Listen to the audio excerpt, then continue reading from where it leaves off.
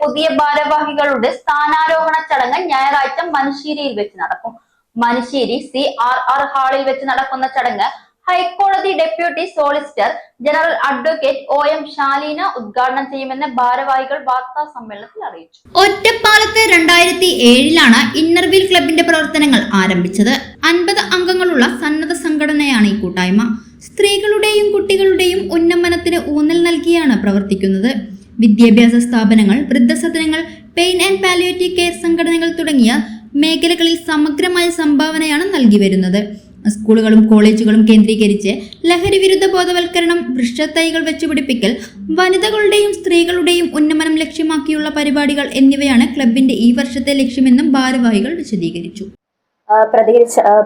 പ്രതിനിധീകരിച്ചാണ് ഇന്ന് ഇവിടെ വന്നിരിക്കുന്നത്. മനുഷ്യത്വവും കാരുണ്യവും അടിസ്ഥാനമാക്കി സ്ത്രീകളുടെയും കുട്ടികളുടെയും ഉന്നമനത്തിനായി ഞങ്ങൾ പ്രവർത്തിക്കുന്നു. ഇന്നർവീൽ ക്ലബ് ബേസിക്കലി ഒരു അന്താരാഷ്ട്ര വനിതാ സന്നദ്ധ സംഘടനയാണ്. അതിന്റെ തുടക്കം 1924 ഒറ്റപ്പാലം ശാഖ 2007 സ്ഥാപിതമായതാണ്.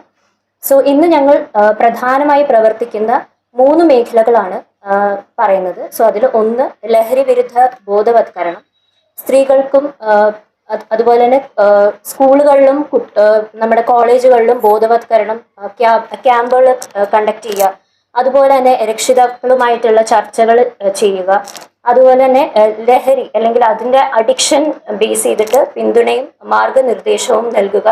President Rajitha Govind, secretary Gopika Krishnakumar, treasurer Venus Menon, joint secretary Sivapriya Sreejith എന്നിവർ വാർത്താ സമ്മേളനത്തിൽ പങ്കെടുത്തു. പരിസ്ഥിതി സംരക്ഷണം, നമ്മുടെ എൻവയൺമെന്റിനെ നമ്മൾ പ്രൊട്ടക്ട് ചെയ്യുന്ന കാര്യങ്ങളാണ്.